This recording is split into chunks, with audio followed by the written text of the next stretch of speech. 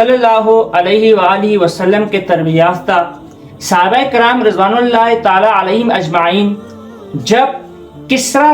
کا تاج روندنے کے لیے ایران میں داخل ہوتے ہیں تو اس وقت مسلمانوں کے سپہ سالار سعد بن ابی وقاص رضی اللہ تعالی عنہ اور مسلمانوں کا لشکر تقریباً 8000 کے قریب ہوتا ہے، جبکہ مد مقابل میں ایران اور کسریٰ کی فوج 80,000 سے تجاوز کر چکی ہوتی ہے اور ان کا سپہ سالار مشہور پہلوان رستم ہوتا ہے۔ رستم سعد بن ابی وقاص رضی اللہ تعالیٰ عنہ سے درخواست کرتا ہے کہ جنگ کرنے سے پہلے میں آپ کے سفیر سے کچھ بات چیت کرنا چاہتا ہوں۔ اس مقصد کے لیے سعد بن ابی وقاص رضی اللہ تعالیٰ عنہ نے 3 دن تک الگ الگ 3 سفیر مقرر کر کے رستم بادشاہ کے دربار میں بھیجے تھے۔ ان میں سے جو سب سے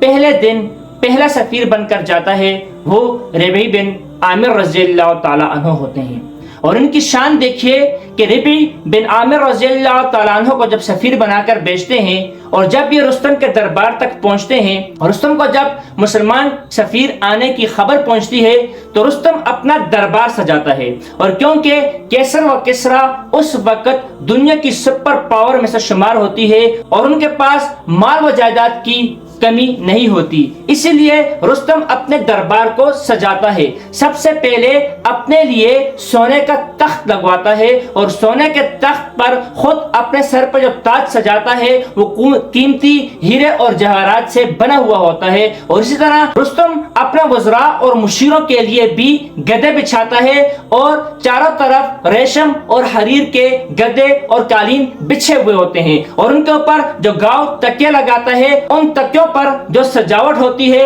وہ بھی سونے کے تاروں سے کی ہوتی ہے، اور اس حال میں وہ مسلمانوں کو مرعوب کرنا چاہتا ہے۔ لیکن جب ربیع بن عامر رضی اللہ تعالی عنہ رستم کے دربار میں پہنچتے ہیں تو دربان ان کو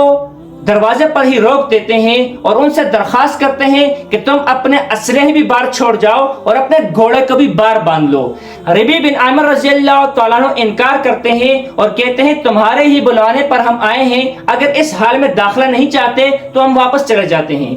ساتھ میں دربان یہ بھی کہتا ہے کہ تم عالی شان کسریٰ کے دربار میں داخل ہونے جا رہے ہو، اس لیے اس عام لباس میں داخل نہ ہو، یہ ہمارے دربار کے شایان شان نہیں۔ ان کو ایک جبت دیا جاتا ہے کہ تم یہ پہن کر اندر داخل ہو۔ ربیع بن عامر رضی اللہ تعالیٰ عنہ اس سے بھی انکار کرتے ہیں۔ ربیع بن عامر رضی اللہ تعالیٰ عنہ اس حال میں دربار میں داخل ہوتے ہیں کہ وہ اپنے ایک پست قد گھوڑے پہ سوار ہوتے ہیں۔ ربیع بن عامر رضی اللہ تعالیٰ عنہ کا لباس پھٹا پرانا ہوتا ہے اور جس پر سفر کے آثار ہونے کی وجہ سے گرد و غبار بھی ہوتے ہیں، اور ربیع بن عامر رضی اللہ تعالیٰ عنہ کے ہاتھ میں جو تلوار ہوتی ہے وہ بھی نیام سے باہر ہوتی ہے اور جس پر کچھ کپڑے اور چترے وغیرہ باندھے ہوتے ہیں۔ ربیع بن عامر رضی اللہ تعالیٰ عنہ کے ہاتھ میں ایک چھوٹا نیزہ بھی ہوتا ہے، اور وہ جب دربار میں داخل ہوتے ہیں اور رستم کے دربار کو دیکھتے ہیں کہ وہ مسلمانوں کو اپنے اس شان اور شوکت سے مرغوب کرنا چاہتا ہے تو وہ اپنا نیزہ ٹیکتے ہوئے جاتے ہیں، اور جو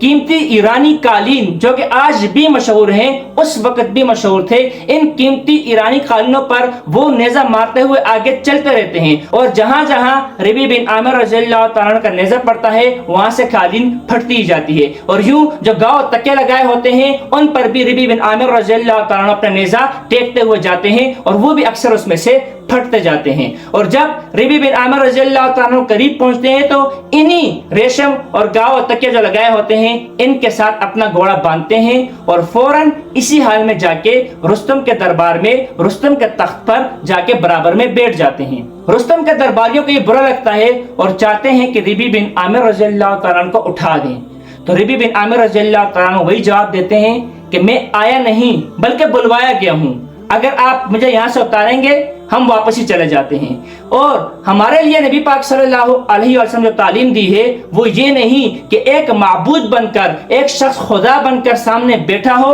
اور باقی سارے لوگ اس کے عابد بن کر اور بندہ بن کر اس کے سامنے کھڑے ہوں، یہ ہمیں نبی پاک صلی اللہ علیہ وسلم نے نہیں سکھایا۔ یہ ربیع بن عامر رضی اللہ تعالیٰ عنہ نبی پاک صلی اللہ علیہ وسلم کا پیغام لے کر ایرانیوں کے پاس پہنچتے ہیں تو یہاں پر یہ امت مسلمہ کے ایک سفیر ہیں جو آج کل کے سفیروں کی طرح نہیں جو گول مول بات کر جائیں، جو نرم فوراً بات کر جائیں، جو وہاں مصلحت کے تحت بات بدل لیں، الفاظ بدل لیں، ہرگز نہیں۔ ربی بن عامر رضی اللہ تعالیٰ عنہ بالکل دو ٹوک بات کرتے ہیں کہ ہمارے لیے نبی پاک صلی اللہ علیہ وسلم نے اس کی اجازت نہیں دی۔ اور اس کے بعد ربی بن عامر رضی اللہ تعالیٰ عنہ کچھ سوچنے کے بعد خود ہی اٹھ کر نیچے آتے ہیں اور اپنی تلوار کے ذریعے سے ان کے قالینیں کاٹ کر نیچے سے زمین کو برہنہ کرتے ہیں اور اس زمین پر بیٹھ جاتے ہیں کہ یہ نبی پاک صلی اللہ علیہ وسلم نے سکھایا ہے کہ ہمارا فرش یہ قالینیں اور یہ ریشم و حریر نہیں، بلکہ یہی زمین اللہ رب العزت نے ہمارے لیے بچھائی ہوئی ہے۔ پھر رستم اور ربی بن عامر رضی اللہ تعالیٰ عنہ کے درمیان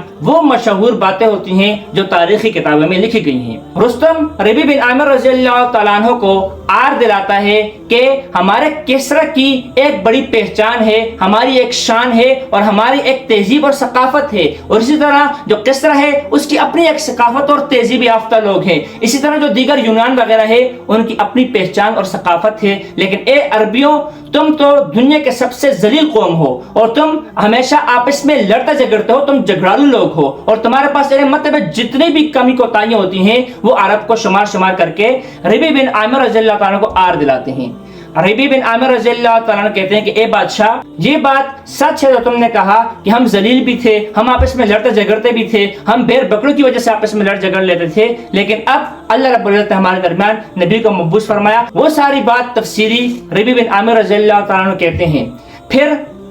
رستم پوچھتا ہے کہ ہماری سرحد پہ آنے کی وجہ کیا ہے؟ ربی بن عامر رضی اللہ تعالیٰ فرماتے ہیں کہ ہمیں اللہ رب العزت نے مبعوث فرمایا ہے تاکہ اللہ تعالیٰ کے وہ بندے جن کے متعلق اللہ تعالیٰ چاہے تو ان بندوں کو بندوں کی بندگی سے نکال کر اللہ کی بندگی میں داخل کریں، اور ان کو دنیا کی تنگیوں سے نکال کر آخرت کی فراخی کی طرف لے آئیں۔ اور ربی بن عامر رضی اللہ تعالیٰ عنہ نے فرمایا کہ اللہ رب العزت نے ہمیں مبعوث فرمایا ہے، یعنی یہ نہیں کہا کہ اللہ تعالیٰ نے ہمیں حج کرنے کے لیے بھیجا ہے، اللہ تعالیٰ نے ہمیں روزہ رکھنے کے لیے بھیجا ہوا ہے، اللہ تعالیٰ نے ہمیں اس کے لیے، بلکہ ربی بن عامر رضی اللہ تعالیٰ فرماتے ہیں وہی قرآن مجید کی آیت کہ کنتم خیر امت اخرجت للناس تأمرون بالمعروف وتنہون عن المنکر، یعنی ربی بن عامر رضی اللہ تعالیٰ اسی آیت کے تھرو بات کر رہے ہیں کہ اللہ رب العزت نے ہمیں مبعوث فرمایا ہے تاکہ اللہ تعالیٰ جن بندوں کے بارے میں چاہے تو ان کو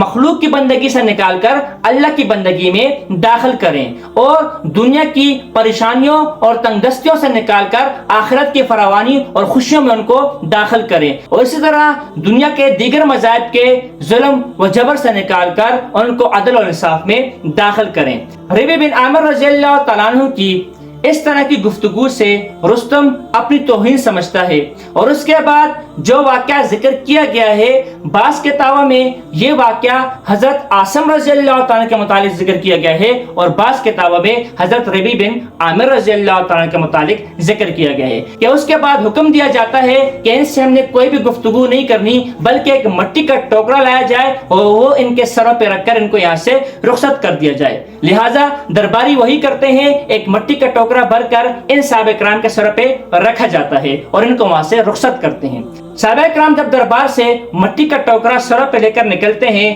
تو وہ یہ بات عرض کرتے ہیں کہ مبارک ہو، تم لوگوں نے خود اپنی زمین یعنی اپنی مٹی ہمیں دے دی ہے۔ یہ کہہ کر صحابہ کرام وہاں سے نکل جاتے ہیں۔ ایرانی اور کسرا والے بدفعلی اور فال نکالنے میں بہت زیادہ مشہور تھے۔ اب انہوں نے ان صحابہ کرام کی اس بات سے اور یہ جو مٹی کا ٹوکرا لے کر جا رہے ہیں اس سے یہ فال نکالا کہ یہ نہ ہو کہ کل ہمیں اس سے شکست ہی ہو، اسی لیے ان سے یہ مٹی بھی واپس لے لی جائے۔ اس مقصد کے لیے درباریوں کو ان صحابہ کرام کے پیچھے بھیجا جاتا ہے، لیکن صحابہ کرام اس وقت تک اپنے لشکرگاہ واپس جا چکے ہوتے ہیں۔ اور یہی بدفاری جو فارس والے نکالے، لیکن اللہ رب العزت نے نبی پاک صلی اللہ علیہ وآلہ وسلم کو پہلی خوشخبری سنا دی تھی، اور نبی پاک صلی اللہ علیہ وآلہ وسلم جب خندق کھود رہے تھے تو اس وقت پر نبی پاک صلی اللہ علیہ وآلہ وسلم نے عرض کر دیا تھا کہ کس طرح بھی فتح ہوگا، کیسے بھی فتح ہوگا، کس دنیا بھی فتح ہوگا۔ تو یہ وہی فتوحات تھی جس کی نبی پاک صلی اللہ علیہ وسلم پہلے سے پیشن گوئی کر چکے تھے۔ تو اتنا عظیم لشکر جلال جو رستم لے کر جنگ قادسیہ میں اترا تو مسلمانوں کے ہاتھوں اس کو بدترین شکست ہوئی، اور کسرا کا تاج بھی مسلمانوں نے اپنے پاؤں کے تلے رون ڈالا۔